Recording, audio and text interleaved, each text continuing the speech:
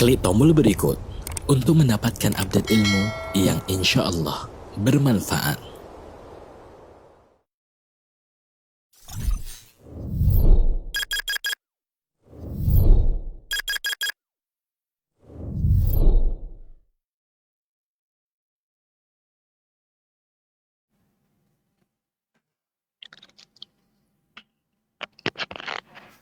Bisa dimulai panitia? Panitianya dulu nih.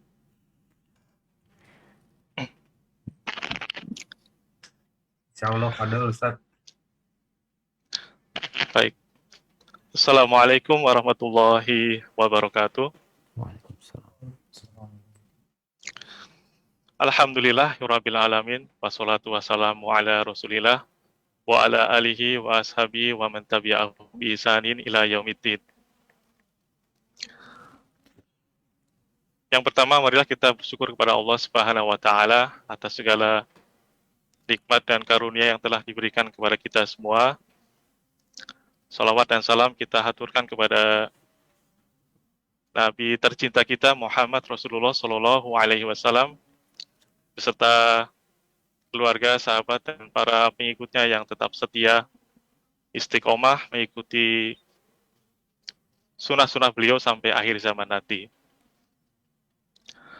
Alhamdulillah, pada kesempatan malam yang berbahagia ini kita dipertemukan, dikumpulkan atas izin Allah Subhanahu wa taala di dalam satu majelis ilmu, satu kajian ilmu secara online yang akan diselenggarakan melalui aplikasi Zoom. Dan mudah-mudahan kajian ini diberkahi oleh Allah Subhanahu wa taala dan mudah-mudahan menjadi wasilah atau sarana kita untuk mendapatkan ilmu-ilmu agama yang sahih, yang benar, dan juga mudah-mudahan menjadi sarana bagi kita untuk lebih mendekatkan diri kepada Allah Subhanahu wa taala. Amin. Kami ucapkan selamat datang kepada rekan-rekan peserta kajian online ini. Ahlan wa sahlan. Terutama kami ucapkan terima kasih kepada rekan-rekan dari beberapa instansi penerbangan dan juga beberapa maskapai penerbangan yang telah bergabung di kajian online ini. Ada pilot, pramugari, kabin, ada pramugara dan teman-teman teknisi dan juga dari teman-teman TC. Ahlan wa sahlan, selamat datang, selamat bergabung di kajian online ini. Dan mudah-mudahan ini menjadi satu amal dan ibadah kita di dunia ini dan semoga mendapat pahala di sisinya. Dan di kondisi pandemik saat ini yang belum usai ini, mudah-mudahan teman-teman semua peserta kajian dalam kondisi sehat walafiat semua. Dan jika di antara mungkin saudara-saudara kita, keluarga kita, ataupun rekan-rekan kita yang pada saat ini sedang diuji oleh Allah dengan COVID-19 ini, mari kita doakan semoga segera Allah angkat penyakitnya dan diberikan kesembuhan seperti semula. Baik, rekan-rekan yang semoga dirahmati oleh Allah Subhanahu wa taala. Kajian pada malam hari ini akan mengambil tema bersama keluarga menuju surga, yang insya Allah materi akan disampaikan oleh Ustadz kita, guru kita, yaitu Ustadz Dr. Syafiq Reza Basalamah Hafizahullah Ta'ala, yang tentunya kita sudah tidak asing lagi dengan beliau. Kita sudah sering mendengarkan ceramah-ceramah beliau di berbagai kajian dan di berbagai media.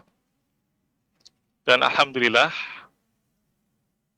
pada saat ini beliau sudah hadir di tengah-tengah kita.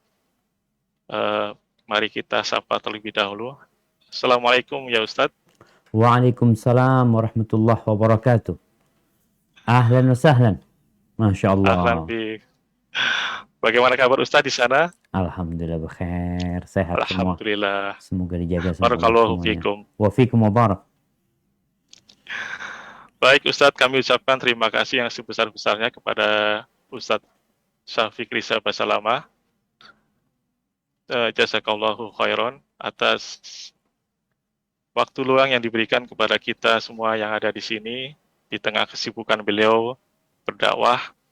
Alhamdulillah masih meluangkan waktunya untuk kita untuk memberikan ilmunya yang bermanfaat dan nasihat-nasihatnya yang tentu bermanfaat bagi kita semua di sini.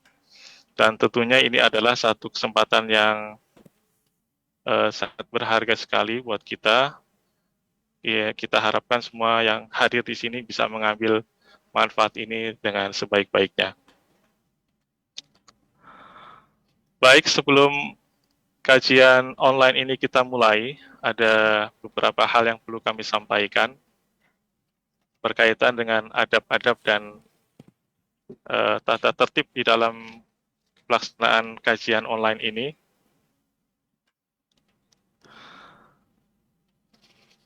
Yang pertama, mari kita luruskan niat kita ikhlas karena Allah semata. Kemudian yang kedua, selama kajian berlangsung tidak diperkenankan para peserta menyela atau memotong pembicaraan Ustadz, baik ketika beliau sedang menyampaikan materi maupun ketika sedang menjawab pertanyaan. Yang ketiga, peserta diharapkan tetap tenang dan fokus serta bersungguh-sungguh dalam menyimak kajian ini sampai selesai. Dan yang keempat, kami harapkan peserta mencatat faedah-faedah yang disampaikan oleh beliau sehingga lebih bermanfaat untuk ke depannya. Selain itu, ada beberapa hal yang perlu kami sampaikan juga berkaitan dengan kajian pada malam hari ini. Insya Allah, kajian akan berlangsung selama kurang lebih 90 menit dan dibagi menjadi dua sesi. Sesi pertama adalah penyampaian materi yang akan disampaikan oleh beliau selama 1 jam, dan sesi berikutnya sesi tanya-jawab selama 30 menit. Dan selama kajian berlangsung, panitia akan mute audio semua peserta untuk menghindari adanya suara-suara yang mengganggu selama kajian berlangsung. Dan akan kami unmute kembali pada saat sesi tanya-jawab nanti. Kemudian bagi yang ingin bertanya kepada Ustadz di sesi tanya-jawab nanti, bisa dengan menuliskan di kolom chat dan ditujukan langsung kepada host atau admin yang nanti akan kami bacakan kepada Ustadz. Dan bisa juga bertanya secara langsung dengan cara menggunakan fitur raise hand dengan mengklik gambar tangan yang ada di layar Zoom masing-masing peserta. Dan nanti akan kami berikan kesempatan untuk berbicara, bertanya langsung kepada Ustadz. Dan yang berikutnya, pertanyaan kami harap berkesesuaian atau berkaitan dengan tema pada malam hari ini. Dan selanjutnya, insya Allah, panitia menyediakan atau mempersiapkan hadiah atau bingkisan yang menarik ya, bagi nanti rekan-rekan yang pertanyaannya dibacakan untuk ditanyakan kepada Ustadz. Dan untuk selanjutnya, mari kita dengarkan bersama kajian ilmu yang sangat bermanfaat dengan tema Bersama Keluarga Menuju Surga yang akan disampaikan oleh beliau Ustadz Dr. Syafiq Risa Basalamah Hafizahullah Ta'ala. Kepada Ustadz kami persilakan, tafadhol masykurah. Jazakumullah khairan. Assalamualaikum warahmatullahi wabarakatuh. Alhamdulillah alladzi bi ni'matihi tatimmu shalihat. Segala puji bagi Allah Jalla Jalaluh yang karena nikmatnya kebaikan-kebaikan menjadi sempurna. Allahumma salli wa sallim ala sayyidina wa maulana Muhammadin wa ala alihi wa ashabihi ajma'in. Ya Allah, semoga salawat, salam, berkah dan nikmat senantiasa Engkau curahkan untuk hamba kekasih-Mu, untuk baginda Nabi kita Muhammad alaihi salatu wassalam, untuk keluarga beliau, untuk istri-istri beliau, untuk putra-putri beliau, dan untuk seluruh sahabat Nabi. Semoga Allah meridhai kita bersama mereka. Amma ba'd, ahibati fillah, malam ini malam 9 Dzulhijjah. Besok adalah hari Arafah. Jangan lupa untuk meniatkan puasa Arafah, untuk memperbanyak ibadah, membaca Al-Quranul Karim, bertakbir, mengagungkan Allah, bersedekah, salat malam, dan berdoa. Karena kata Nabi alaihi salatu wassalam, khairu du'ai Arafah, wa khairu ma qultuhu ana wan nabiyyuna min qabli, la ilaha illallah wahdahu la syarika lah, lahul mulku wa lahul hamdu wa huwa ala kulli syai'in qadir. Sebaik-baiknya doa adalah doa Arafah, dan sebaik-baiknya yang aku baca dan dibaca oleh nabi-nabi sebelumku adalah ucapan la ilaha illallah wahdahu la syarikalah, lahul mulku wa lahul hamdu wa huwa ala kulli syai'in qadir. Dan puasa Arafah itu disyariatkan bagi yang tidak haji. Yang haji mendapatkan keutamaan tempat dan kondisi mereka sedang berhaji. Yang di luar padang Arafah, mereka punya kondisi sedang puasa Arafah, yang harapan Nabi SAW diampuni dosa 2 tahun. Jemaah rahimakumullah, teman-teman dari penerbangan ya, Masya Allah, anak gembira sekali bisa bertatap muka bersama antum semua, walaupun hanya via Zoom.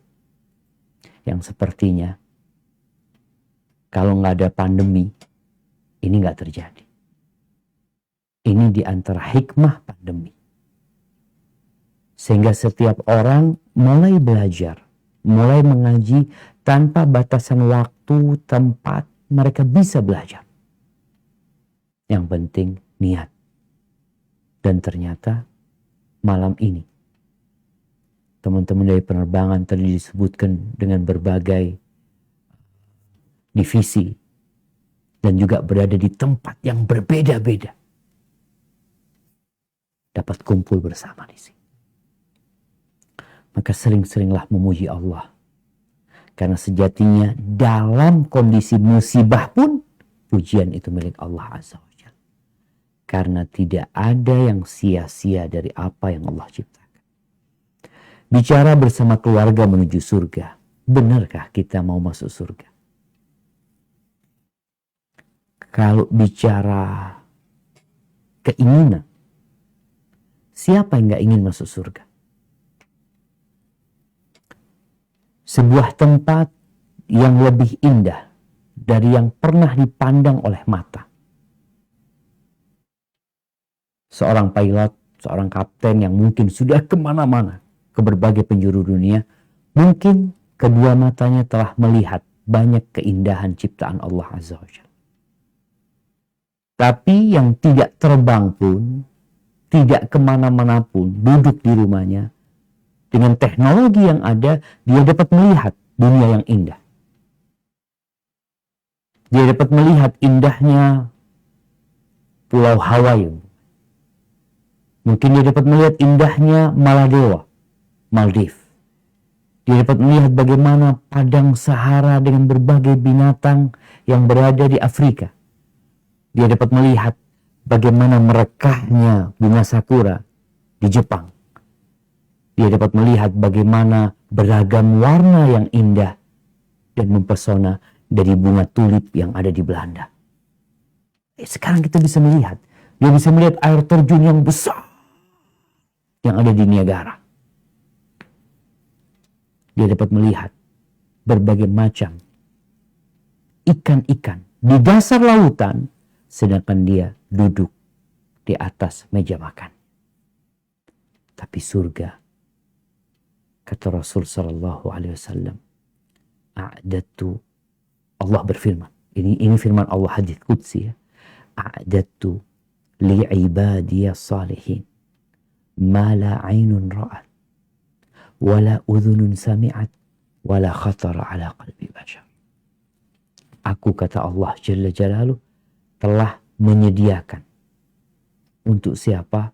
Untuk hamba-hambaku yang soleh, kenikmatan yang belum pernah dilihat oleh mata, yang belum pernah didengar oleh telinga, yang tidak pernah terbetik di hati manusia. Allahu Akbar. Kayak apa tuh surga Allah Azza wa Jalla?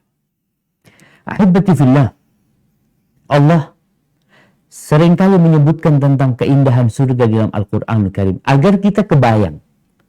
Tapi kenyataannya jauh lebih indah dari apa yang kita dengar. Allah berfirman di surat Muhammad ayat 15 menjelaskan tentang sungai yang ada di surga. Apa kata Allah Azza wa Jalla?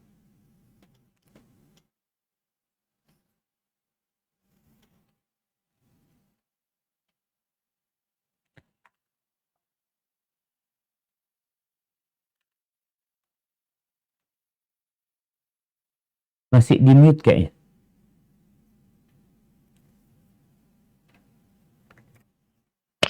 Ahid tadi silakan dibaca. أعوذ بالله من الشيطان الرجيم مثل الجنة التي وعد المتقون فيها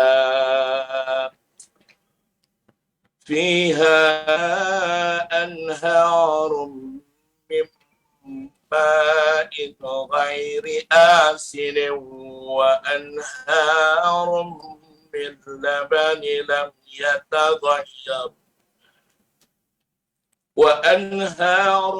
من لبن لم يتغير طعمه وأنهار من خمر لذة للشاربين وأنهار من عسل مصفى ولهم فيها من كل ثمرات ومغفرة من ربهم كمن هو خالد في النار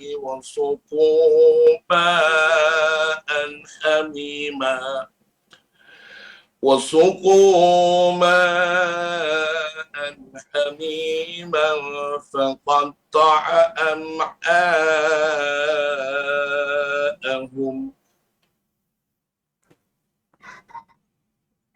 Apakah perumpamaan penghuni surga yang dijanjikan kepada orang-orang yang bertakwa, yang di dalamnya ada sungai-sungai dari air yang tiada berubah rasa dan baunya, sungai-sungai dari air susu yang tiada berubah rasanya, sungai-sungai dari khamar atau arak yang lezat rasanya bagi peminumnya, dan sungai-sungai dari madu yang disaring. Dan mereka memperoleh di dalamnya segala macam buah-buahan dan ampunan dari Tuhan mereka, sama dengan orang yang kekal dalam neraka dan diberi minuman dengan air yang mendidih sehingga memotong-motong ususnya. Barakallahu fikum. Ini salah satu keindahan yang ada di surga. Ada sungai dari air yang tidak berubah. Kita kalau ngelihat sungai ya, yang bening, jernih, kepingin kita berenang di sana. Dan ternyata di sana ada yang lebih indah dari yang pernah dilihat manusia. Ada sungai dari susu. yang tidak berubah. Susu itu kalau dibiarin beberapa waktu rusak. Ini sungainya dari susu. Ada sungai dari arak yang lezat, tidak memabukkan. Lezat. Sungai, bukan di botol, tapi di sungai. Kemudian dari madu yang murni dan nikmat rasanya. Dan segala buah-buahan ada di sana. Ahibati fillah, kalau bicara bangunan di surga, orang tuh ketika berkeluarga dia kepingin punya rumah sendiri di dunia. Walaupun kecil nggak apa-apa, yang penting milik sendiri daripada ngontrak. Bagaimana kalau dia punya rumah yang besar? Karena dia berpikir memiliki keluarga yang banyak. Sehingga dia harus berpikir kembali bagaimana mempersiapkan semua itu. Maka ahibati fillah, kalau yang ingin ke surga Allah Azza wa Jalla bersama keluarganya, maka paling tidak engkau harus mempersiapkan diri.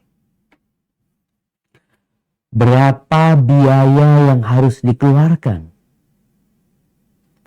Apa saja syarat dan ketentuan yang harus dipenuhi? Bekalnya apa? Maka kita perlu tahu. Teman-teman yang di penerbangan biasa terbang, selalu bawa tas. Anda lihat yang namanya pilot, co-pilot bawa tas, ya, pramugara, pramugari, semua bawa barang. Dia tahu barang yang dia persiapkan itu untuk berapa hari dia tinggal di sana. Kebutuhan-kebutuhan yang sangat waruri harus dia bawa. Kalau perlu bawa uang, bawa uang. Dan kadang-kala kita melihat para penerbang ini meninggalkan keluarganya. Dia berangkat sendirian. Istrinya ditinggal. Atau suaminya ditinggal. Anak-anaknya nggak diurusin. Kenapa? Anak mau berangkat. Anak mau kerja. Untuk mendapatkan sepiring nasi. Atau lebih dari itu.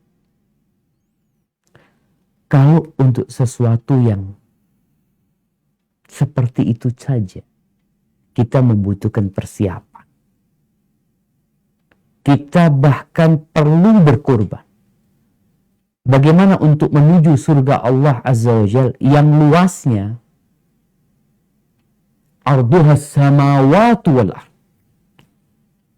Luasnya surga itu seluas langit-langit dan bumi ini. Bumi ini kalau kita lihat di galaksi Bima Sakti hanya titik kecil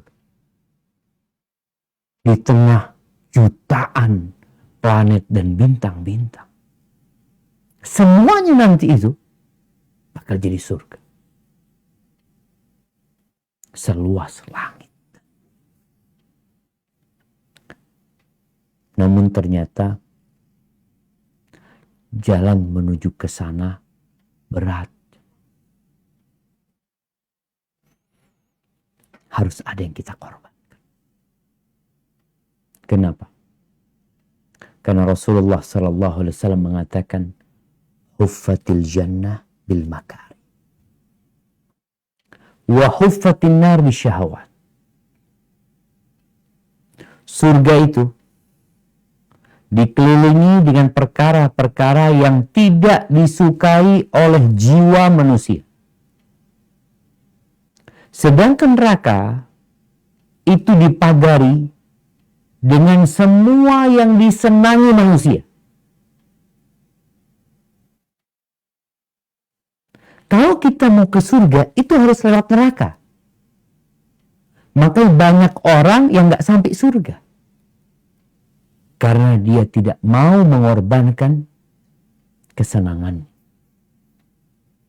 Orang kalau mau ke surga semuanya, sampai para nabi pun, para utusan Allah, Kalau mau masuk surga itu harus melewati neraka.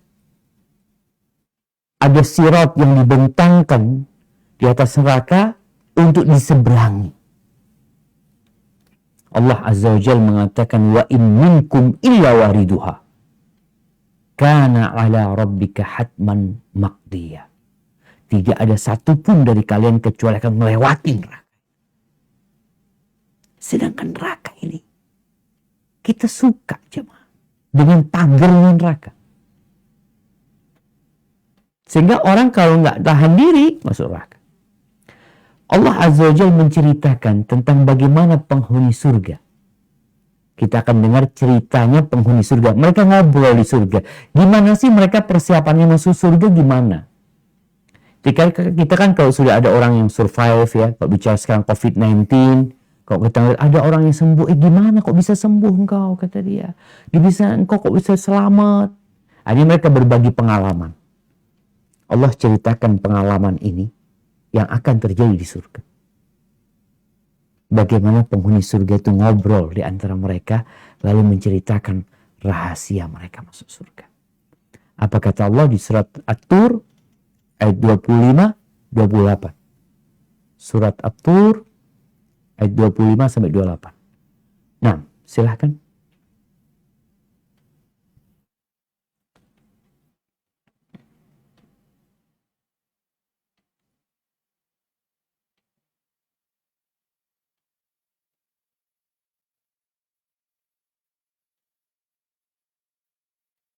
Nah, tafadhal.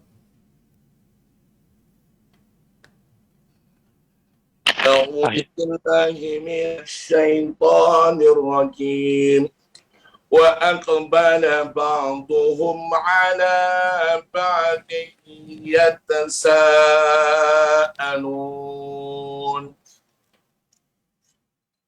قالوا إنا كنا قبل في أهلنا مشفقين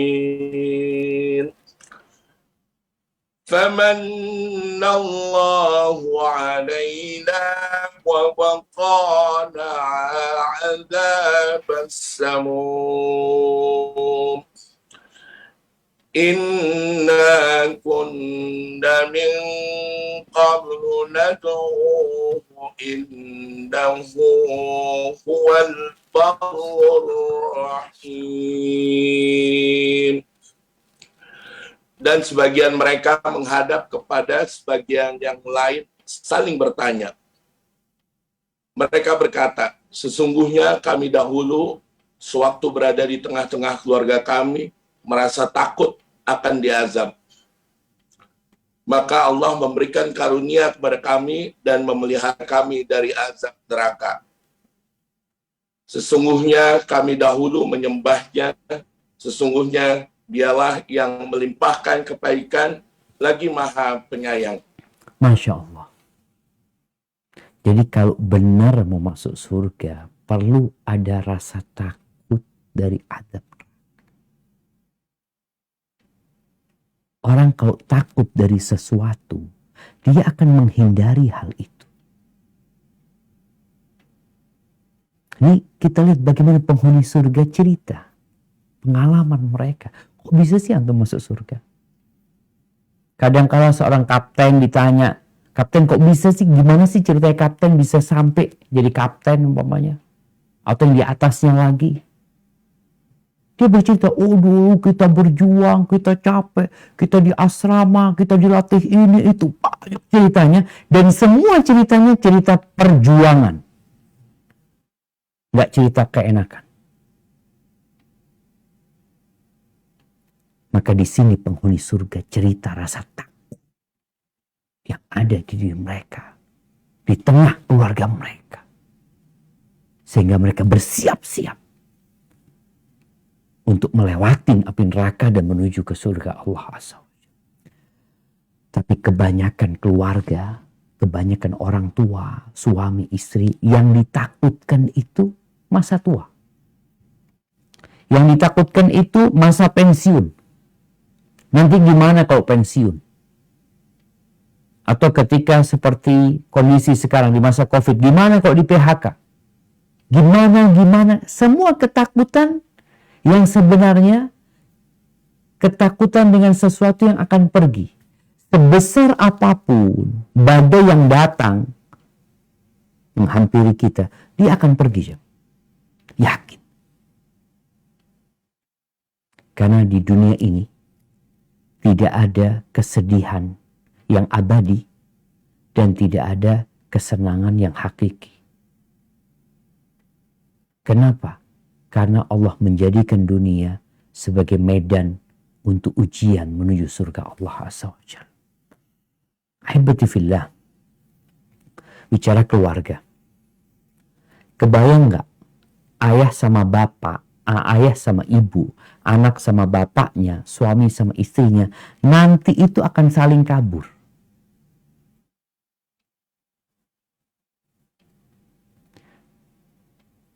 Di surat Abasa, Allah Azza wa Jalla mengatakan, فَإِذَا جَاءَتِ الصَّاخَّةُ. Ketika datang tuh kiamat, apa yang akan terjadi? يَوْمَ يَفِرُّ الْمَرْءُ مِنْ أَخِيهِ. Orang tuh kabur dari saudaranya sendiri. Nggak ngurusin saudaranya. Nggak menyapa saudaranya. Wa ummihi wa abi. Dia meninggalkan bapak ibunya. Yang selama ini diperintahkan dia untuk berbakti kepada bapak ibunya, untuk menjaga silaturahim dengan saudaranya, dia kabur dari mereka.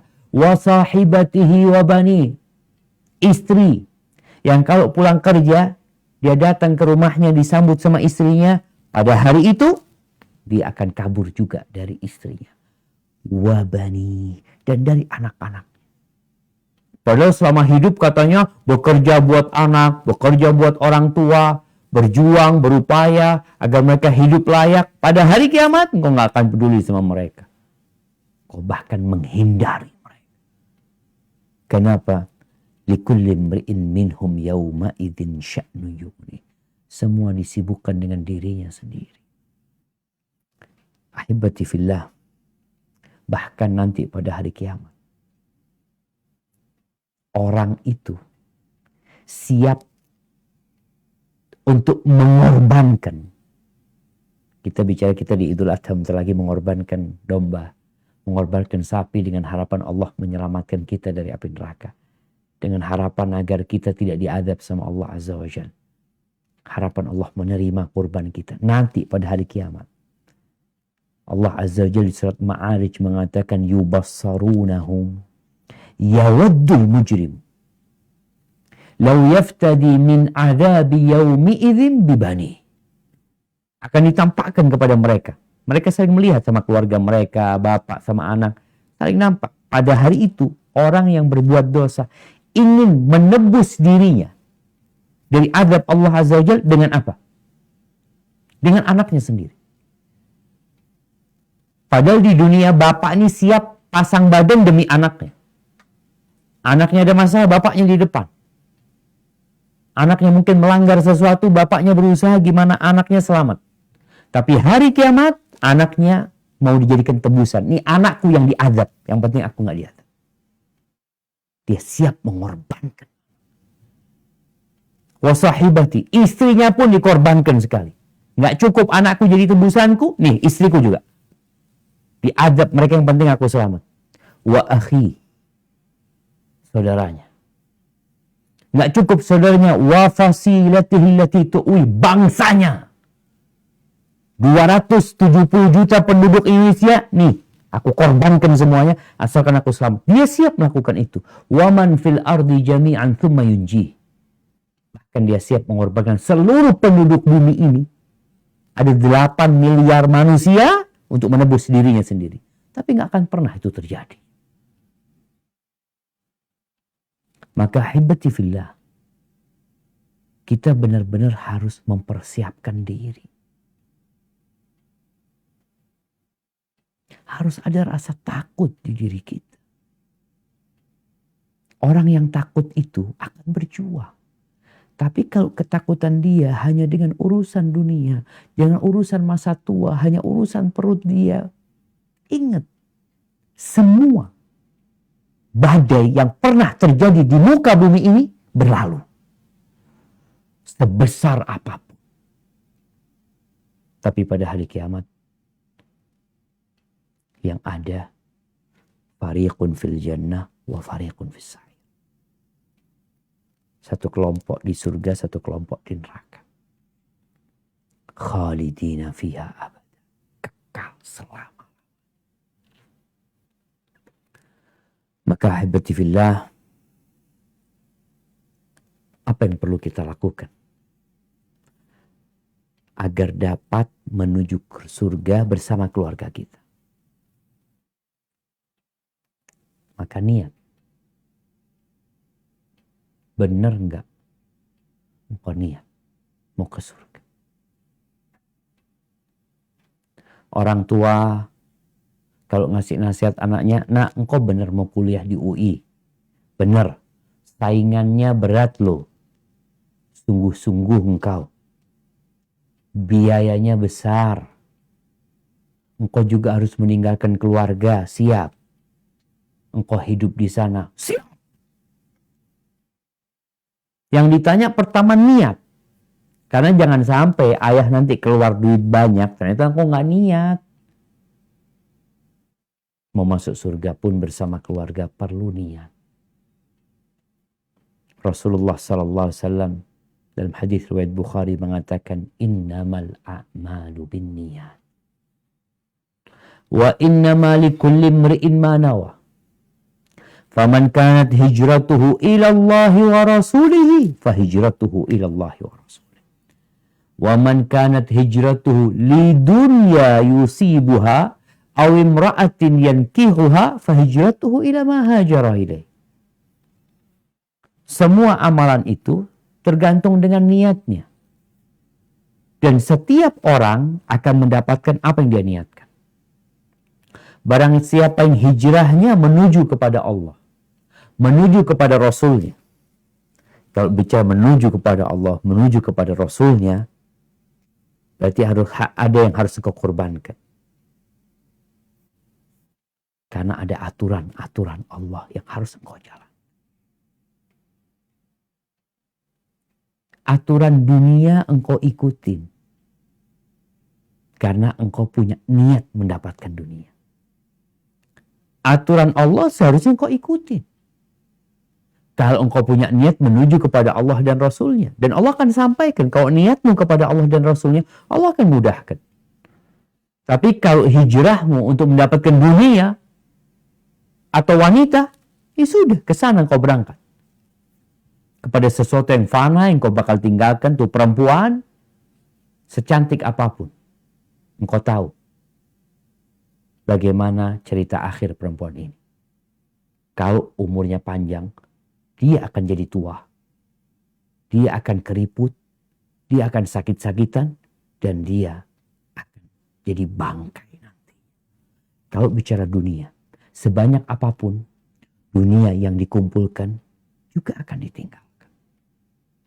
Maka yang niat bersama keluarga masuk surga, dia niatkan.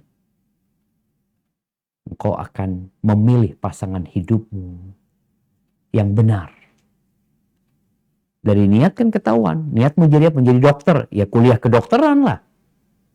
Mau jadi apa? Mau jadi pilot. Ya kuliah penerbangan. Kalau salah, enggak, anak insya Allah mau jadi pilot. Di mana kuliahnya? Di ekonomi. Ekonomi syariah. Ya salah antum. Maka setelah punya niat yang benar, pilih jalannya. Pilih pasangan hidup yang benar. Siapa yang kau jadikan kawanmu menuju ke surga. Perjalanannya panjang loh. Waktunya sejak balik sampai ajal menjemput. Jadi kalau bicara orang kepingin punya rumah di surga. Sholat tuh yang 12 rakaat. Rawatib. Sehari, nggak sehari. 2 hari, nggak 2 hari. Kapan? Sampai mati. Dijalanin tuh. Yang ingin mendapatkan hal itu. Dijagain. Perjalanannya panjang. Kalau kawanmu tidak sehati denganmu, maka selesai. Tengah jalan bubar. Atau bisa jadi engkau yang maunya ke surga, ketarik sama dia bukan ke surga. Ke neraka. dan kita melihat keluarga-keluarga yang nggak tahu mau kemana sebenarnya. Bapaknya di mana, ibunya di mana, anaknya jadi apa? Maka tolong, kalau benar niatmu ke surga, pilih pasangan hidupmu yang memang layak ke surga. Yang tahu jalan ke surga. Yang punya bekal ke surga. Rasul SAW mengatakan tunkahul mar'ali arba. Perempuan dinikahin karena 4 hal. Karena kecantikannya, karena kekayaannya, karena nasabnya, karena agamanya. Fadfar bidatid-din taribat yada. Kalau engkau ingin selamat, ingin beruntung, cari yang agamanya baik. Kenapa? Ini nih kawan ke surga. Yang perempuan juga kayak gitu. Engkau nikah sama siapa? Kenapa engkau pilih dia? Oh, memang Ana memilih dia Ustaz kepingin hidup nyaman. Di dunia bukan di surga. Iya. Dia kaya, dia tampan, seorang pejabat. Engkau ingin apa? Aku ingin hidup nyaman di dunia. Ya udah kan, tergantung niatnya. Sedangkan Nabi alaihissalatu wasallam memberikan arahan. Kalau mau ke surga, beliau mengatakan sallallahu alaihi wasallam, "Idza ja'akum man tardawna dinahu wa khuluquhu fa'ankihu." Apabila datang kepada kalian seorang laki-laki yang agama dan akhlaknya kalian ridhoin, nikahkan. Kawinkan dia. Wa illa, kalau enggak, takun fitnatun fil ardi wa fasadun arid. Yang akan terjadi kekacauan di muka bumi. Kerusakan yang besar sekali. Kita bayangin ya, Indonesia ini hanya kumpulan rumah tangga. Hanya kumpulan rumah tangga. Dari satu RT dulu bagaimana manusia, bahkan dulu dari Nabi Adam dan Hawa, hanya 2 manusia, sekarang menjadi 8 miliar manusia. Dari sini pula kita perbaiki. Nabi memberikan arahan. Kalau orang yang agamanya kalian senangi, akhlaknya kalian ridhoin, nggak dikawinkan karena pertimbangan kalian urusan fulus, urusan yang lainnya, maka yang akan terjadi kerusakan, rusak bumi ini. In kana fi, gimana kalau orang itu punya kekurangan? Semua punya kekurangan, tapi jangan sampai kekurangannya itu di akhlak dan di agama. Boleh dia kurang urusan fulus, boleh dia kurang urusan wajah, tapi jangan kurang di 2 hal ini. Kenapa? Karena ini modal masuk surga. Yang paling banyak memasukkan ke surga itu 2. Taqwallah wa husnul khuluq. Bertakwa kepada Allah dan berakhlak mulia. Kalau engkau dapat yang kayak gitu, masa mau dilepas? Jangan dilepas. Tapi Ustaz, anak udah menikah. Ya, anak punya istri, ambisi dunia. Anak sudah minta dia berhenti kerja. Supaya fokus ngurusin anak-anak. Biar anak yang bekerja. Dengan harapan kita punya anak-anak yang soleh, soleha, yang berbakti kepada orang tua, yang dapat mendoakan orang tua, tapi istri nggak mau. Atau sebaliknya, sang istri wanita soleha, dia di rumah mempersiapkan anak-anaknya, mengajar anak-anaknya, cuma Ustaz, nih bapaknya nggak sholat. Wallahi na'udzubillah, kelakuan bapaknya nggak benar, marah-marah sama anak-anak. Tidak mendukung anak-anak untuk soleh soleha. Apa yang harus dilakukan suami? Lakukan istri ketika itu. Udah terjadi nih, udah jadi rumah tangga. Apalagi udah ada anak-anaknya. Maka perlu menyamakan visi dan misi. Kembali. Jadi kadang-kadang dalam perjalanan, awalnya udah jalannya bareng. Oke, mau ke surga, bismillah. Siapa yang gak mau ke surga? Di tengah jalan, kok kayaknya jalannya gak karu-karuan. Orang pada jalan lurus kita udah mulai belok kiri, nanti balik lagi ke kanan, nanti belok kiri lagi. Takut kita lagi belok kiri, nggak sempat balik lagi ke jalan ke surga. Maka perlu adanya apa namanya?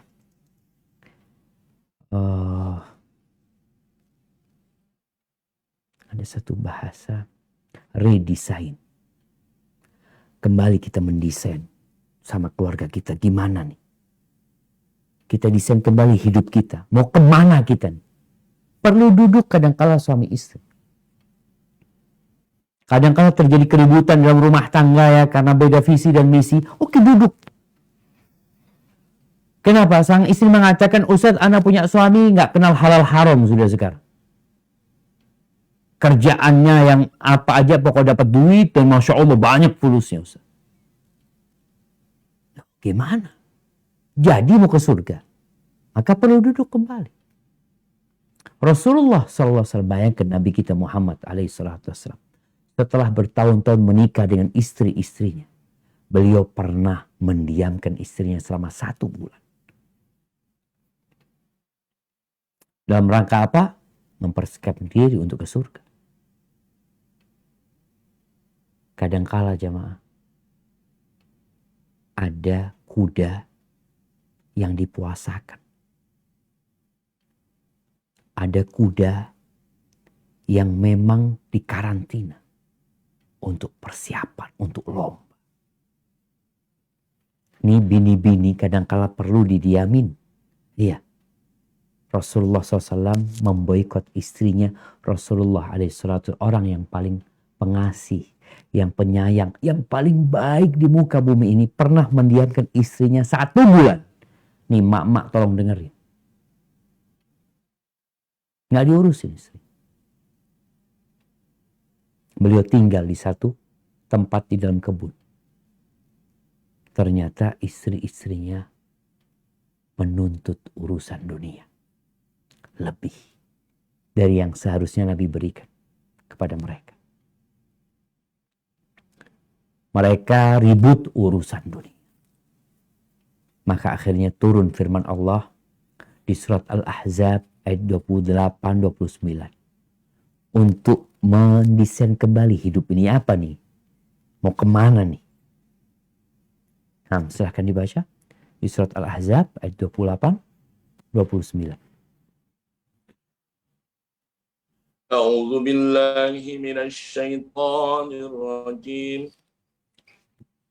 يا أيها النبي قل لأزواجك إن كنتن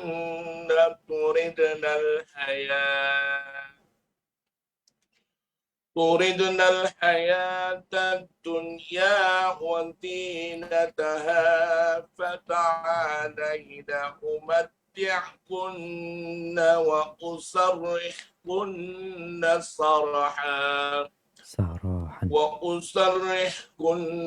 سراحا جميلا وإن كنتن تردن الله ورسوله والدار الآخرة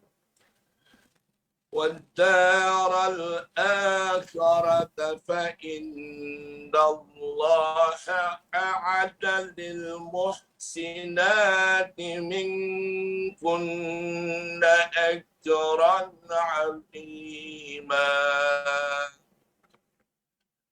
Hai Nabi, katakanlah kepada istri-istrimu, jika kamu sekalian mengingini kehidupan dunia dan perhiasannya, maka marilah supaya kuberikan kepadamu mutah dan aku ceraikan kamu dengan cara yang baik.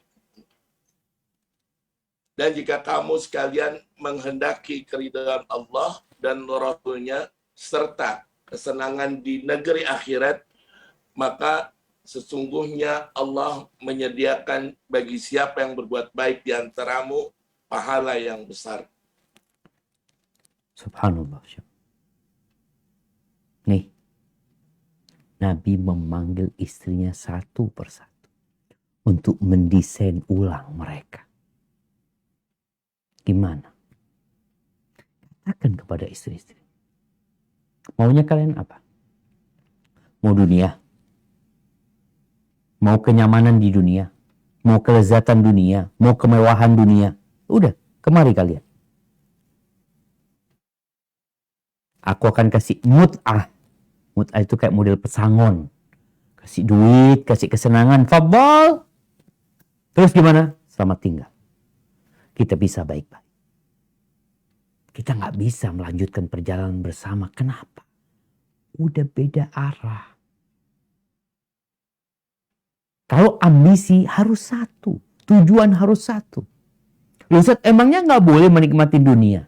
Nggak jadi tujuan. Nggak boleh dunia jadi tujuan. Kalau bicara kesenangan dunia, boleh kita menikmati dunia. Tapi nggak boleh jadi tujuan. Nggak boleh jadi ambisi. Iradah, keinginannya dunia. Ya udah selamat tinggal. Kalau kita dapat dunia, dapat fulus, ya fadl dinikmatin. Tapi jangan menjadi tujuan hidup kita. Maka Nabi SAW mengatakan, kalau tujuan kalian, keinginan kalian dunia, selamat tinggal. Nggak bisa kita bersama-sama. Pisah, cerai. Nggak ada masalah. Tapi dengan cara yang baik-baik, udah. Silahkan lanjutkan perjalanan sendiri, aku akan cari keluarga yang baru. Untuk melanjutkan perjalanan menuju surga Allah. Wa in kuntunna. Tapi kalau ambisi kalian, kalau keinginan kalian itu keridhaan Allah, keridhaan Rasulnya, wad-daral akhir, dan kesenangan akhirat bukan dunia, maka Allah menyediakan pahala yang besar sekali buat orang-orang yang berbuat baik di antara kalian. Maka setelah kita mendesain ulang kehidupan kita, maka hendaklah para suami dan istri ini mempelajari kembali hak-hak dan kewajiban masing-masing. Semua mempelajari apa sih kewajibanku sebagai seorang suami? Apa sih kewajibanku sebagai seorang istri? Kalau tidak, walaupun tujuannya sudah sama, menuju ke surga, tapi dua orang ini tidak faham dengan hak dan kewajibannya, ribut. Contohnya seorang pilot sama co-pilot. Kalau dua orang ini sama tujuannya mau kemana, sama yuk kita ke Jakarta, dari mana? Dari Surabaya. Tapi dua orang ini nggak tahu sama hak dan kewajiban. Yang co-pilotnya mau ngatur, nggak kayak gini. Tunggu, engkau siapa engkau? Engkau yang pilot apa aku yang pilot? Kadang-kadang suami istri yang nggak jelas mana yang pemimpin, mana yang dipimpin. Mana yang harusnya nurut dan mana yang seharusnya memerintah. Maka tolong dipelajarin. Allah Azza wa Jalla mengatakan ar-rijal qawwamuna 'alan nisa. Perempuan, laki-laki itu adalah pemimpin-pemimpin bagi para wanita. Oh, berarti pemimpinnya engkau suami. Ya kalau jadi pemimpin paling tidak yang benar. Masa ilmunya pemimpin, di bawahnya ilmunya yang dipimpin. Paling enggak engkau bisa memberikan arahan.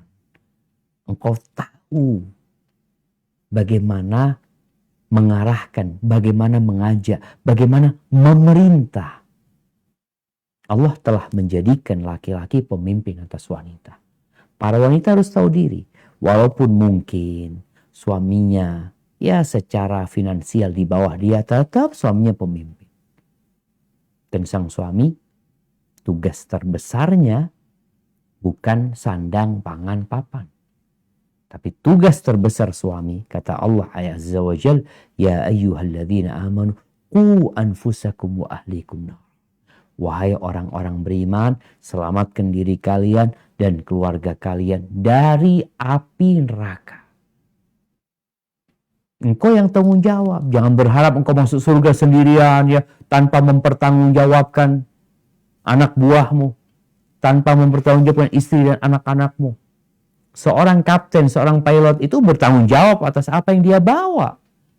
Ada apa-apa, pilotnya.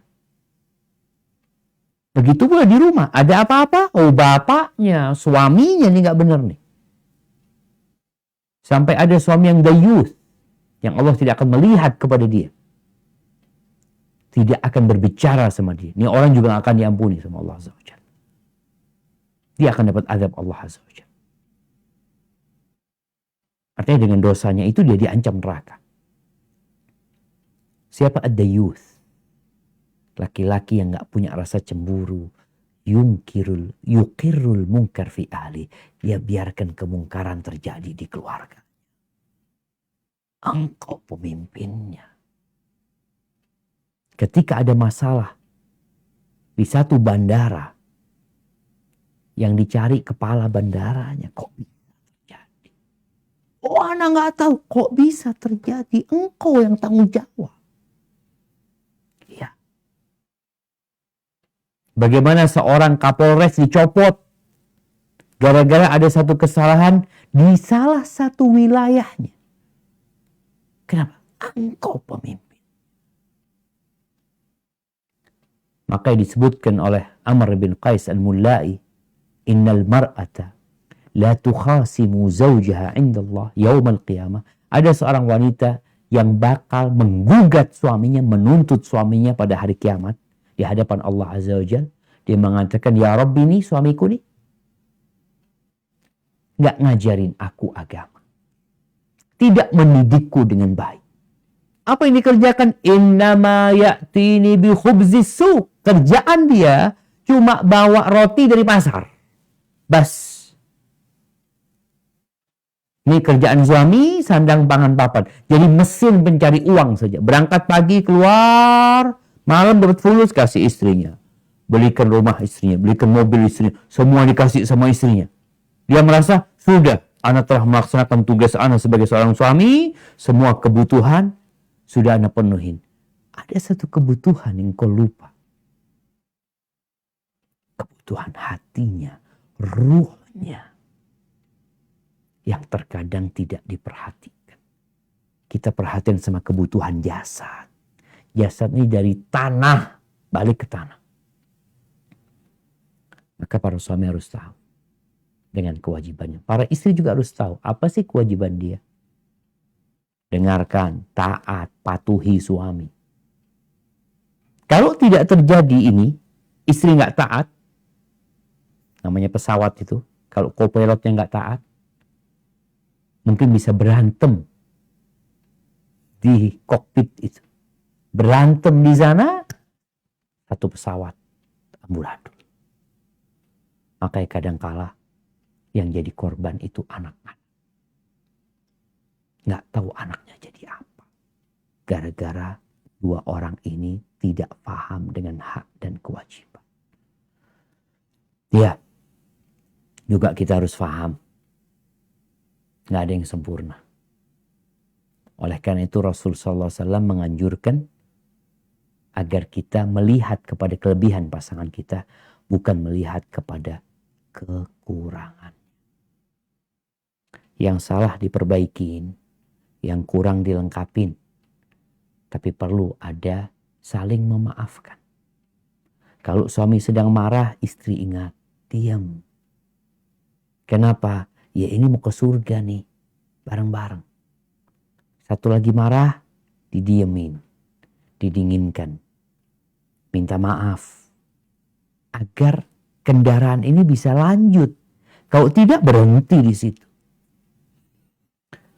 Kemudian kalau dikasih rezeki anak sama Allah Azza wa Jalla, maka tolong anak itu dipersiapkan juga menuju surga Allah Azza wa Jalla. Enggak semuanya harus jadi ustadz, enggak. Enggak semuanya harus jadi kiai, tidak. Terus semuanya harus belajar tentang Allah Azza wa Jalla. Ajarkan kepada anak kita 3 hal. Apa? Man rabbuk, ma dinuk, man nabiyuk. Siapa Rabbmu? Apa agamamu? Siapa nabimu? Ini 3 ilmu yang harus ditanamkan kepada keluarga kita kalau mau masuk surga. Kenapa? Ini pertanyaan bakal ditanya nanti. Bagaimana tatkala kita meninggalkan dunia ini, Bagaimana tatkala bapak mati, ibu mati, anaknya mengantarkan ke kuburannya, ditinggal sama anaknya. Nggak ada satupun dari anaknya, dari kerabatnya yang mau menemani itu mayit di liang lahat sana. Selamat tinggal. Ajarin nih. Loh, kalau itu mudah Ustaz. 1 jam selesai. Bagaimana anak-anak meyakini 3 perkara. Dan mereka juga mengetahui konsekuensi dari apa yang mereka ucapkan. Ahibati fillah. Luqman Al-Hakim. Dia punya anak. Dia tahu anak itu dilahirkan di atas fitrah. Jadi manusia ini ketika dibiarin, insya Allah dia akan bertauhid. Beribadah kepada Allah. Yang bikin tuh anak majusi, yang bikin tuh anak ateis, yang bikin itu anak Yahudi, yang bikin tuh anak Nasrani, Buddha, Hindu yang lainnya, orang tuanya. Allah berfirman di surat Luqman ayat 13. Apa kata Allah Azza wa Jalla?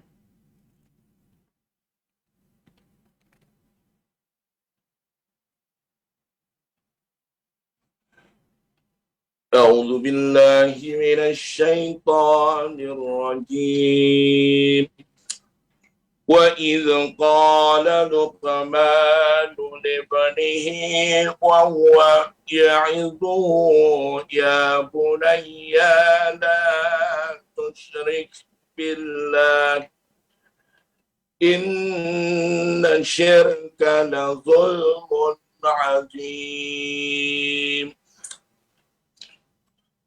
Dan ingatlah ketika Luqman berkata kepada anaknya pada waktu ia memberi pelajaran kepadanya, "Hai anakku, janganlah kamu mempersekutukan Allah. Sesungguhnya mempersekutukan Allah adalah benar-benar kezaliman yang besar." Subhanallah jemaah. Kita sering mengingatkan anak kita, hati-hati sama corona. Pakai masker. Jaga jarak. Cuci tangan. Tapi kadang-kala orang tua nggak sadar bahwa virus yang lebih bahaya dari COVID-19 yang hari ini menimpa 3/4 penduduk bumi ini, itu dibiarin. Nggak diingatkan anak. 3/4 penduduk bumi ini melakukan kesyirikan. Karena virus itu. Luqman memberikan wasiat kepada anaknya, la tusyrik billah. Jangan melakukan kesyirikan. Nabi Ibrahim alaihissalam doanya minta sama Allah apa? Wajnubni wa bani an na'budal asnam. Ya Allah, hindarkan aku dan anak keturunanku dari menyembah berhala-berhala. Kalau Nabi Ibrahim aja takut dengan anak keturunannya, apalagi kita seharusnya. Maka tanamkan keimanan, tanamkan tauhid, jaga. Sebenarnya dia udah bertauhid. Kalau dibiarin dia bertauhid, orang tua bagaimana menjaga anaknya dari melakukan kesyirikan. Hati-hati dengan tontonan-tontonan yang ada, yang kebanyakan tidak mengantarkan ke surga. Kemudian jaga tiang agama, sholat. Ini orang tua kalau mau ke surga, ingat sholatnya dijaga. Orang yang meninggalkan sholat itu diragukan keislamannya. Bahkan oleh sebagian ulama, kalau mati, gak usah disolatin, gak usah dimandikan. Dia gak pernah sholat, masa kita suruh nyolatin dia? Bikinkan jurang, lemparkan ke sana, selesai sudah. Gak repot-repot kita harus bawa dia ke masjid, nyolatin dia ketika dia hidup, dia tidak pernah sholat. Ajarkan sholat kepada anak kita. Muru auladakum bisalah li sab'in. Suruh anak kalian sholat sejak umur 7 tahun. Wadribuhum alaiha li asyin. Umur 10 tahun gak sholat, pukul. Jaga.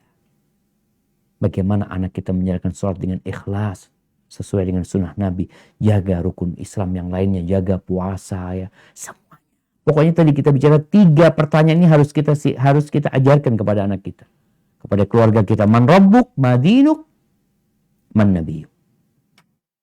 Kemudian ingat besok hari Arafah. ajak keluarga kita untuk puasa Arafah. Agar diampuni dosa 2 tahun. Sampaikan kepada mereka. Kemudian ingatkan untuk banyak-banyak bertakbir.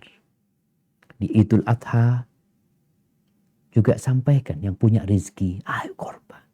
Ayahnya berkorban. Ibunya mungkin punya juga berkorban. Daripada kelak pada hari kiamat dia hendak mengorbankan anaknya. Mengorbankan bapak, ibunya. Mengorbankan semua penduduk bumi ini. Demi menyelamatkan dirinya dari api neraka. Kita sekarang masih berada di dunia. Kesempatan untuk menebus diri kita ada. Maka insya Allah dengan cara seperti itu, semoga kita bersama keluarga dapat menuju ke surga bersama-sama. Hadza wallahu a'lam bissawab. Itu yang dapat Anda sampaikan, kurang lebihnya mohon maaf. Anda kembalikan ke moderator. Jazakumullah khair. Jazakallahu khairan wa barakallahu fikum atas materi dan tausiah yang sangat bermanfaat yang telah Ustadz sampaikan.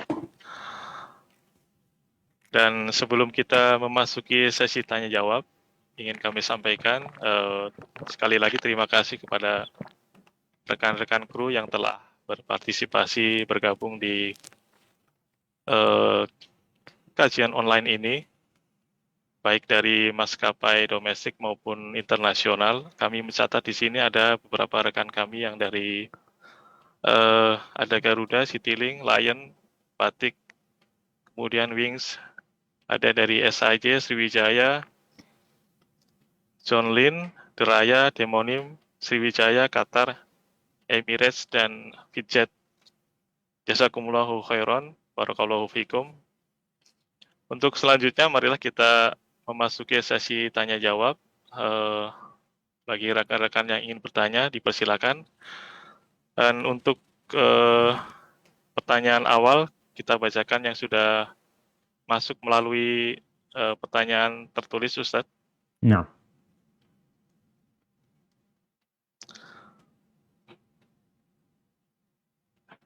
Ada pertanyaan dari Akhi Yoga. Mohon tanya Ustadz, kita sebagai kru sering meninggalkan sholat Jumat karena tugas penerbangan. Apakah tugas terbang termasuk jihad? Terima kasih. Wassalamualaikum warahmatullahi wabarakatuh. Masya Allah. Barakallahu fikum. Naam, ahibati fillah. Sejatinya kita bisa menjadikan semua kerjaan kita itu sarana menuju ke surga. Tinggal niat kita dan pekerjaan yang kita lakukan. Rasul SAW pernah bersama para sahabatnya melewatin seorang pemuda yang sedang bekerja. Dedikasi kerjanya sangat menakjubkan. Dan pemuda ini juga gagah. Para sahabat radhiyallahu ta'ala anhum mengatakan, laitahu kana fi sabilillah. Andai kata tenaganya, upayanya, badannya itu untuk di jalan Allah gitu loh. Bukan untuk cari fulus ini. Maka Nabi SAW mengatakan, in kana kharaja yas'a ala sigharin lahu atau ala abawaini kabiraini fahuwa fi sabilillah. Kalau dia keluar bekerja dalam rangka memberikan nafkah, niatnya itu memberikan nafkah. Kepada siapa? Kepada kedua orang tua yang sudah sepuh. Atau kepada anak-anak yang masih kecil. Fahuwa fi sabilillah. Maka dia fi sabilillah. In kana kharja yas'a yu'iffa nafsahu. Kalau dia bekerja untuk menjaga kehormatan dirinya. Agar dia tidak melakukan dosa. Agar dia tidak minta-minta. Dia bekerja demi untuk punya uang. Demi untuk menikah. Nggak ngerepotin orang lain. Fahuwa fi sabilillah. Maka dia di jalan Allah. Tapi in kana kharaja riya'an wa mufakhar. Kalau dia keluar bekerja dalam rangka riya, pamer, berbangga-banggaan, punya ini hanya untuk ganti handphone, hanya untuk ganti mobil, hanya untuk berbangga-banggaan dan pamer dengan apa yang dia miliki, fahuwa fi sabili syaitan. Maka dia di jalan syaitan. Maka teman-teman yang kerja, yang pertama niatnya. Kerja buat apa? Kebutuhan dunia ahlan Ustaz. Tapi kalau sudah di atas kebutuhan, yaitu untuk gaya hidup, untuk pamer, maka kadangkala ya bukan jihad, tapi di jalan syaitan. Baik, kalau sampai dikatakan tadi meninggalkan sholat Jumat, ada kondisi-kondisi yang diperbolehkan meninggalkan Jumat. Contohnya musafir. Kalau memang dia dalam perjalanan, dia musafir, boleh. Memang dia nggak diwajibkan sholat Jumat pada waktu itu. Jadi nggak ada masalah. Dia gantikan dengan sholat zuhur. Dan seorang musafir juga boleh mengqashar atau disyariatkan mengqashar dan boleh menjama. Silahkan, nggak ada masalah. Tapi kalau sudah stay, kalau sudah mukim, maka mau nggak mau dia punya kewajiban untuk melakukan sholat Jumat. Jadi itu sholat yang nggak boleh ditinggalkan kecuali ada halangan. Hadza wallahu a'lam bishawab. Jazakallah atas jawabannya Ustadz. Pertanyaan berikutnya dari Rian dari Maskapai Garuda. Bismillah, izin bertanya, apakah ada perbedaan cara dalam mendidik anak perempuan dan laki-laki dari kacamata syariat? Jazakallahu khairan. Silakan Ustaz. Masya Allah, barakallahu fiik. Ya ahibati fillah. Kita tahu laki-laki nggak sama perempuan. Allah mengatakan walaysa dzakaru kal untha. Laki-laki dan wanita itu nggak sama. Siapapun yang kita tanya sebenarnya, mereka akan menjawab ya nggak sama lah. Ada aktivis gender yang ingin menyamakan keduanya. Di dalam agama kita, secara hak dan kewajiban, mereka itu di pandangan agama sama. Mereka punya hak masuk surga yang sama. Mereka punya kewajiban. Tapi secara detail ada perbedaan. Kenapa? Karena menyesuaikan dengan diri mereka. Kalau kita lihat sholat. Dalam agama kita, perempuan yang datang bulan nggak sholat. Kenapa? Itu kasih sayang Allah kepada para perempuan. Perempuan dan disyariatkan sholat berjamaah. Sholat sendiri dia. Tafadhol. Pahala sholat dia di rumah lebih baik daripada dia sholat di masjid. Berjihad di jalan Allah nggak wajib perempuan. Cukup dia berangkat haji itu udah jihad buat perempuan. Jadi bagi orang tua ketika mendidik anak memang berbeda. Kalau bicara secara perasaan ya perempuan lebih perasa, lebih sensitif. Ketika anak perempuan sedang datang bulan beda tentunya sama anak laki. Maka orang tua menyesuaikan mana yang wajib buat anak-anak perempuannya. Lalu jamaah, bagi para orang tua. Karena di Indonesia ini banyak anak perempuan juga disiapkan untuk bekerja. Bahkan tidak sedikit orang tua yang maksa anaknya untuk sekolah-sekolah supaya engkau nanti dapat kerjaan yang bagus, yang enak.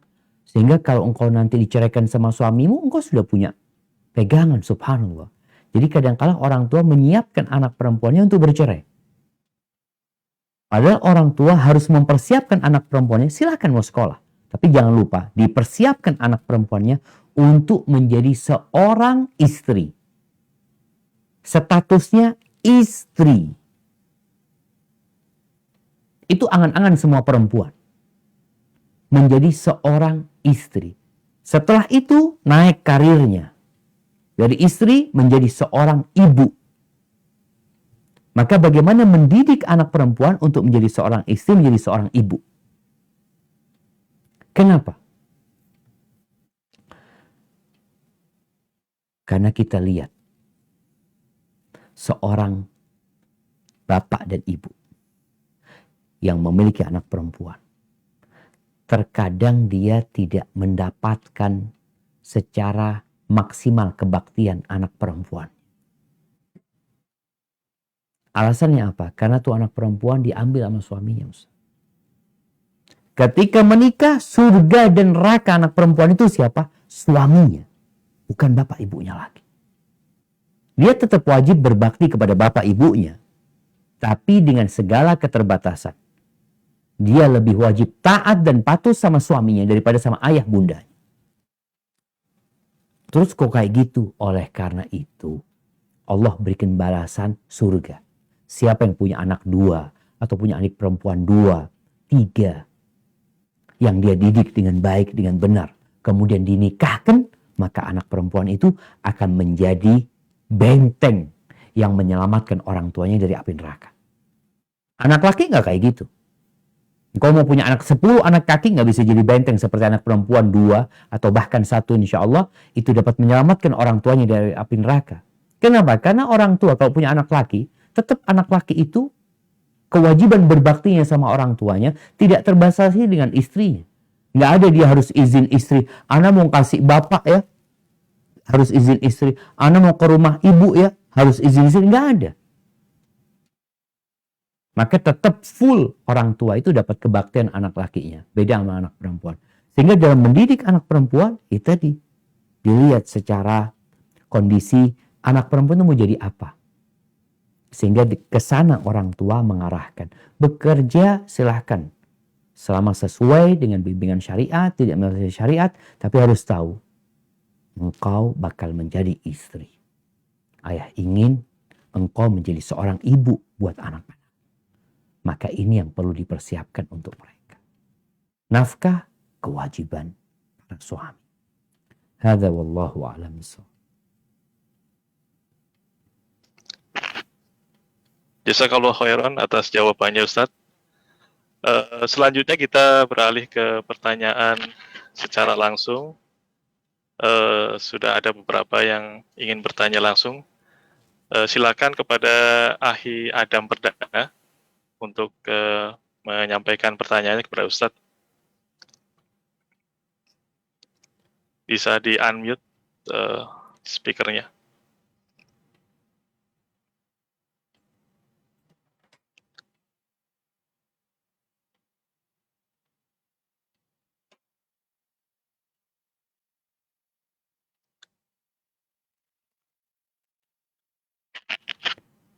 Tafadhol Akhi Adam Perdana. Nah, kayaknya belum di-unmute sama Adam.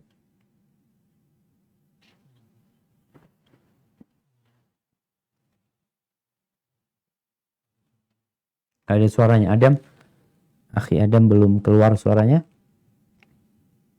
Baik Ustadz, untuk selanjutnya kita ke penanya yang lain. Kepada Ahi Evin, dipersilakan. Assalamualaikum Ustadz, saya Evin. Waalaikumsalam warahmatullahi wabarakatuh. Terima kasih atas waktunya Ustadz untuk kami Ustadz. Jazakallahu khair. Karena ingin bertanya, bagaimana Ustadz, tadi seperti Ustadz bilang, tidak semua anak harus menjadi Ustadz. Terus bagaimana kami untuk memilah ini anak berbakat di pelajaran syar'i atau kita cukup mengajarkan dulu aja untuk masalah dunia, ya sudah nanti anaknya yang menentukan atau bagaimana ya Ustaz? Jazakallahu khair Ustaz. Masya Allah. Naam, barakallahu fiik. Ya, ahibati fillah. Kalau bicara nggak semuanya harus jadi ustadz, ya. Tapi semuanya harus belajar ilmu agama. Ilmu yang dasar. Yang setiap muslim harus tahu. Rasulullah SAW mengatakan, talabul ilmi faridatun ala kulli muslim. Menuntut ilmu kewajiban bagi setiap muslim. Jadi kalau bicara kewajiban, ya yang wajib yang kita ajarkan kepada dia. Lalu orang tua banyak di masa kini kepingin anaknya itu jadi ustadz umpamanya. Ya dilihat. Ketika dia memang seorang yang semangat belajar agama, ya dari sejak kecil kita melihat dia ada keseriusan di sana, ya kita arahkan ke sana. Tapi biasanya kalau kita lihat di Indonesia sendiri, penjurusan itu biasanya setelah SMP. Setelah anak itu lulus SMP, SMA-nya sudah ada jurusan.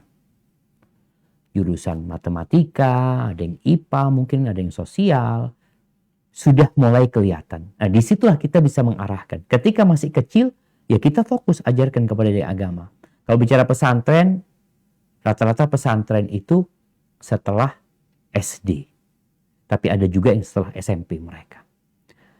Setelah itu orang tua dapat berkomunikasi sama anak. Nah, engkau itu kepingin kemana? Kalau ayah sih kepinginnya seperti ini. Karena udah gede, udah bisa ngobrol sama orang tuanya. Maka dilihat kalau ternyata anak itu kecondongannya ke ilmu duniawi. Silahkan diarahkan. Tapi yang jelas tadi ilmu agama yang wajib sudah dia pelajari. Ana merasakan beberapa mahasiswa ketika psikotes dia, Ana tanya sama dia, antum kepingin ke kampus kita ini karena keinginan sendiri atau dorongan orang tua? Ada yang mengatakan, ibu Ana Ustaz yang minta Ustaz. Dia cerita macam-macam, sedangkan Ana itu kepingin jadi dokter kata dia. Atau jadi apa waktu itu. Ada yang kepingin jadi dokter. Akhirnya Ana ngomong, boleh Ana telepon ibu antum. Telepon nama ibunya. Ana ngomong sama ibu. Ibunya kepingin anaknya jadi ustaz. Ana ngomong alhamdulillah anaknya ibu penurut. Dia disuruh ibu, dia datang. Dia taat sama ibunya. Tapi yang dikhawatirkan, dia nggak serius di sini. Keberadaannya hanya sekedar menyenangkan hati orang tua. Nanti setahun 2 tahun putus dia sekolahnya. Tapi arahkan dia. Kalau memang ibu punya kemampuan, nyekolahkan dia di sana. Dan anaknya juga siap. Tafadhol. Dan ada juga yang bapaknya datang ke anak. Karena anaknya mau keluar. Karena mau ambil kuliah ini itu. Anak ngomong, gak apa-apa. Yang penting anaknya udah belajar agama dengan baik. Tinggal ketika dia punya kecondongan. Dia mau ke fisika. Ini tuh silahkan. Tapi ada juga yang banting setir di tengah jalan. Berapa banyak kita lihat ustadz-ustadz kita yang belajar ekonomi, belajar fisika, belajar kimia, belajar nuklir, banting setir. Nggak ada masalah. Nanti itu secara alami orang itu kadang-kadang belum paham. Jadi memang ada anak-anak itu yang nggak dapat pendidikan agama yang baik dari orang tuanya. Sehingga ketika dia sudah kuliah, dia mulai bisa memahami tentang kondisi kehidupan ini. Dia belajar agama kok kayaknya Ana lebih condong ke sini gitu. Maka dia akhirnya meninggalkan kuliah dia belajar agama. Maka orang tua kalau sudah ngaji alhamdulillah. Dia sudah bisa memberikan arahan kepada anaknya sejak mulai kecil. Tapi kan ada kelebihan anaknya di bidang apa. Kalau bicara dia matematikanya bagus Ustaz. Dia ke agama pun diperlukan matematika. Ada ilmu faraid itu kita ingin dia menjadi ahli waris. Ahli ilmu waris ya.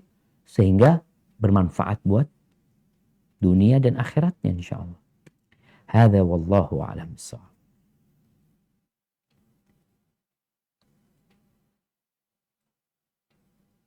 Halo.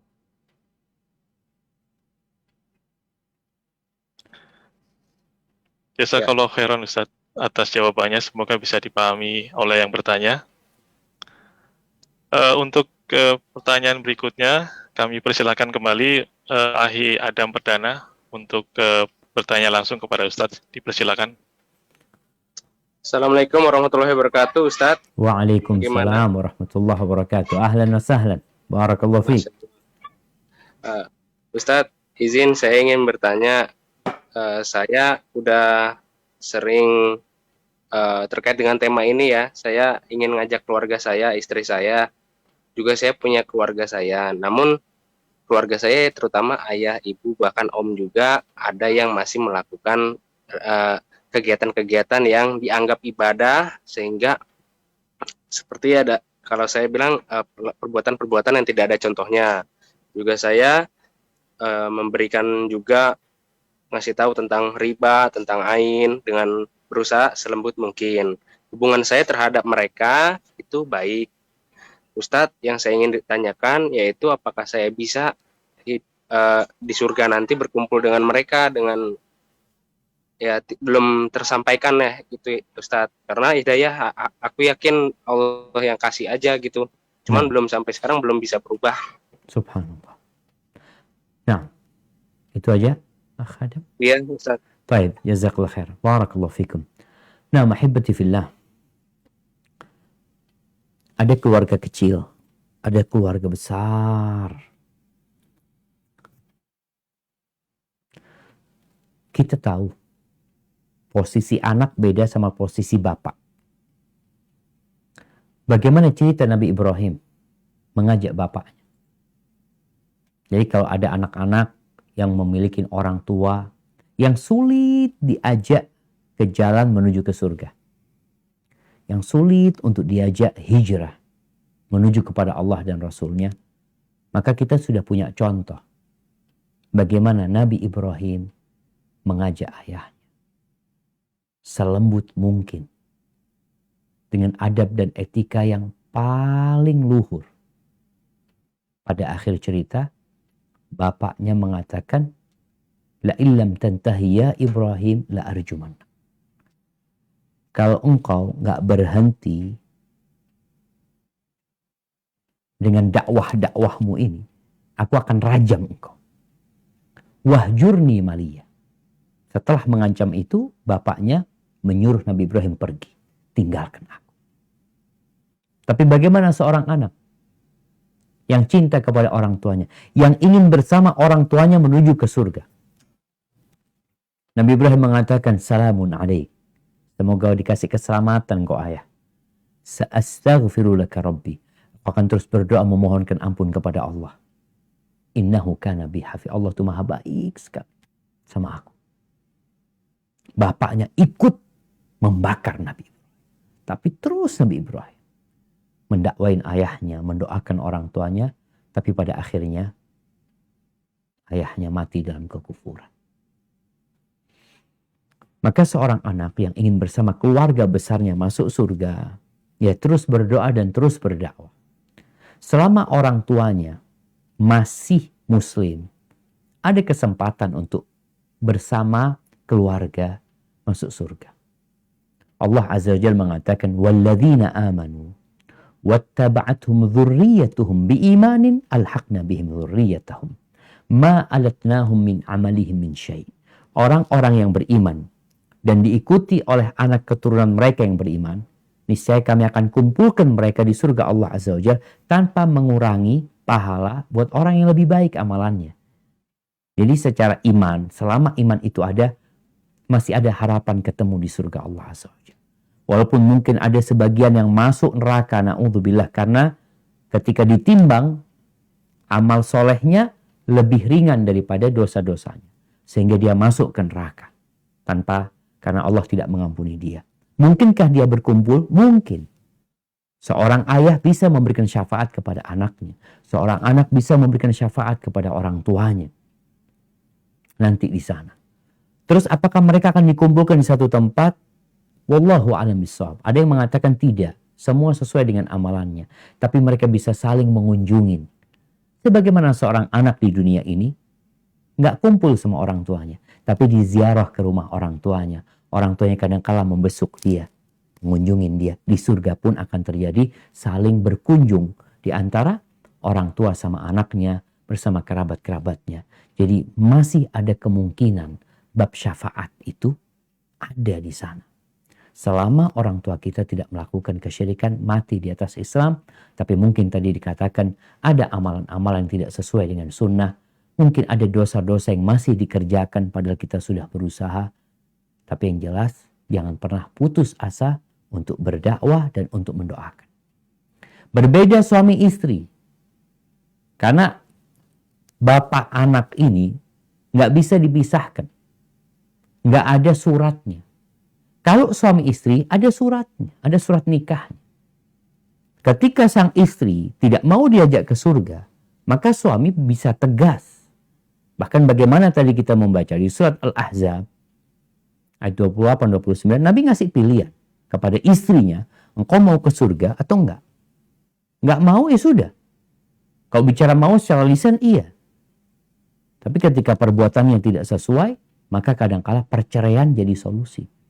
Kenapa? Karena suami akan dimintain pertanggungjawaban nanti tentang istrinya.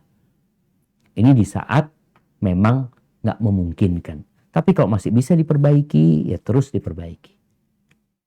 Hadza wallahu a'lam bishawab. Jazakallahu khairan Ustaz atas jawabannya. Kita beralih ke pertanyaan tertulis. Ada pertanyaan dari Ahi Putra. Ustadz izin bertanya, seorang lelaki bertanggung jawab pada saat di akhirat terhadap ibu, istri, saudara perempuan, dan anak perempuan.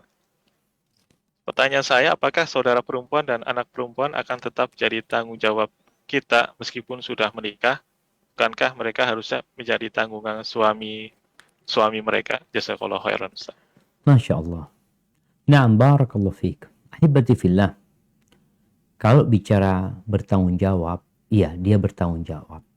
Hanya saja ada masa-masa tadi anaknya menikah. Orang tua akan dimintain pertanggungjawaban di masa anak itu belum menikah. Karena di bawah tanggung jawab orang tua full.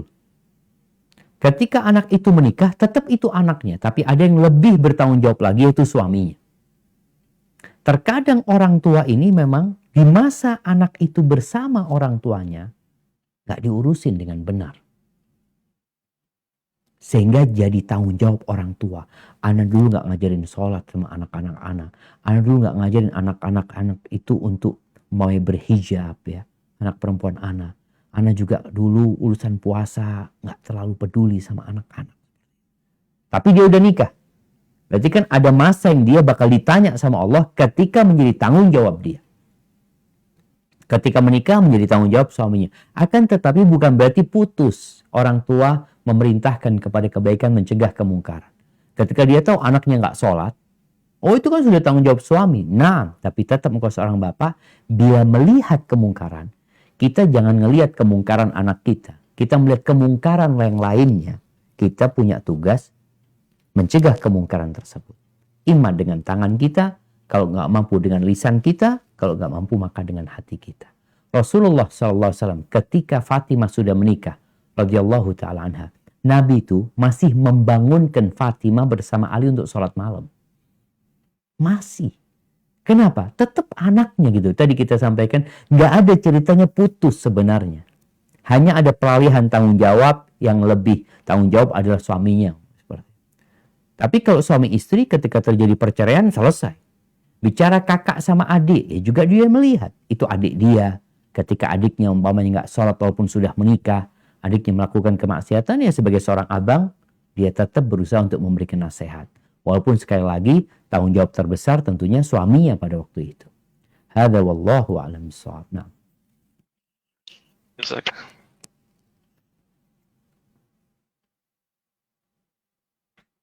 Jazakallahu khairan Ustadz atas jawabannya.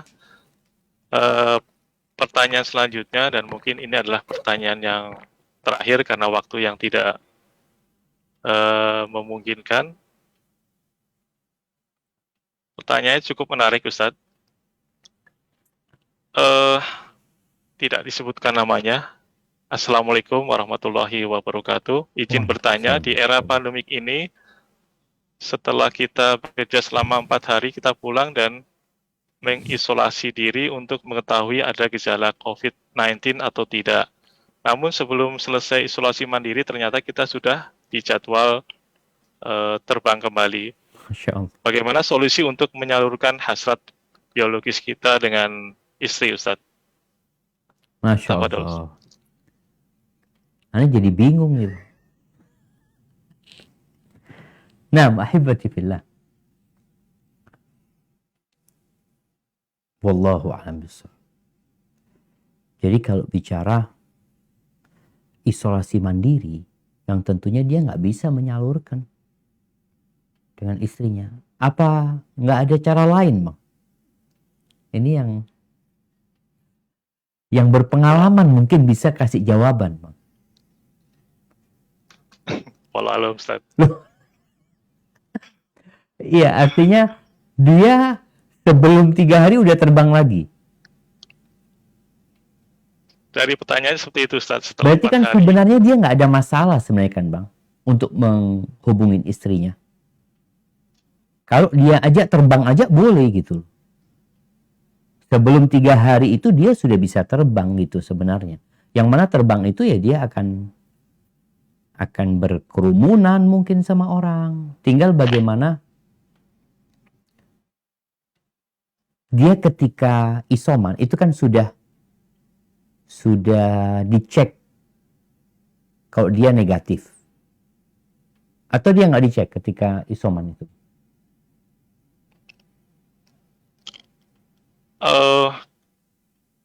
Di sini disebutkan setelah pulang beliau mengisolasi diri untuk mengetahui ada gejala COVID-19 atau tidak. Mungkin setelah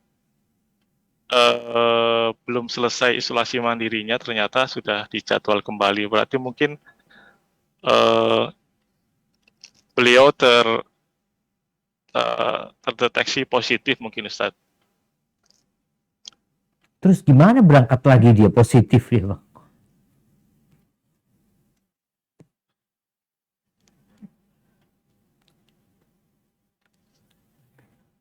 Nah, kayaknya sulit. Tidak ada Wallahu, keterangan. nah, wallahu a'lam bishawab. Jadi mungkin dia perlu puasa. Ketika dikatakan tadi dia nggak bisa menyalurkan hasratnya karena kondisi. Kita tahu seorang laki-laki bisa menyalurkan hasratnya dengan tangannya sendiri. Tapi itu terlarang.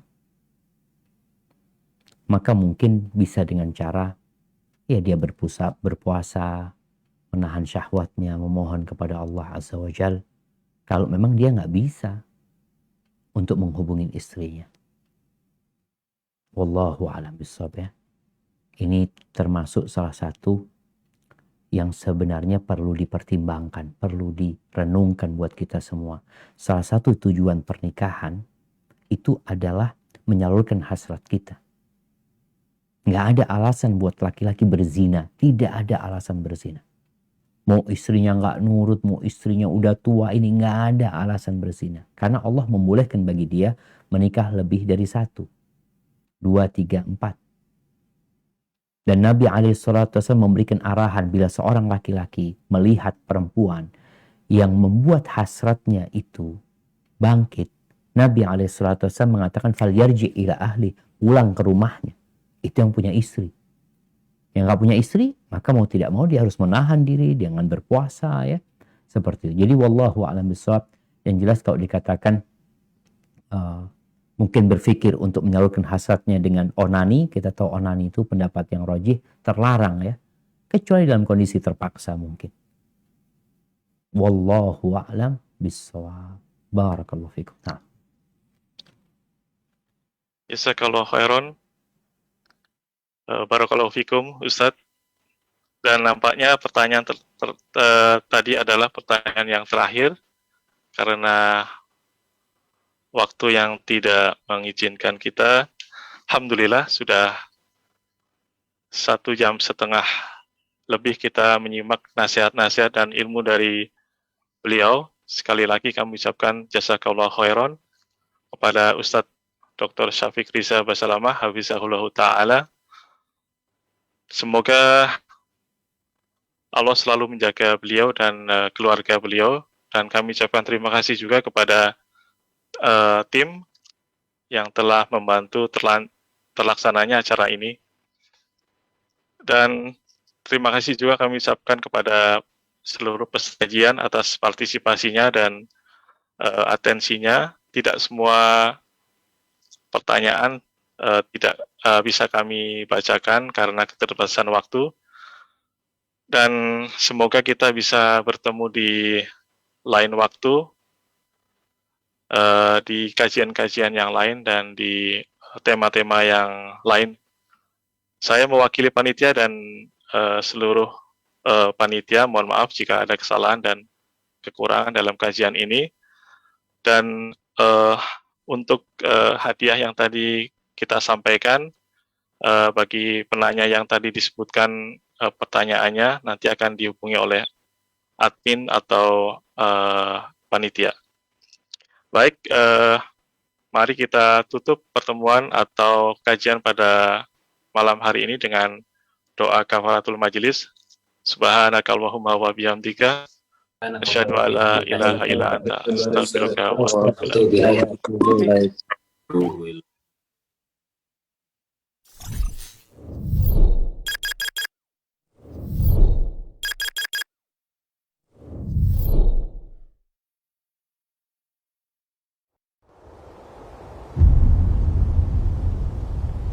Klik tombol berikut untuk mendapatkan update ilmu yang insya Allah bermanfaat.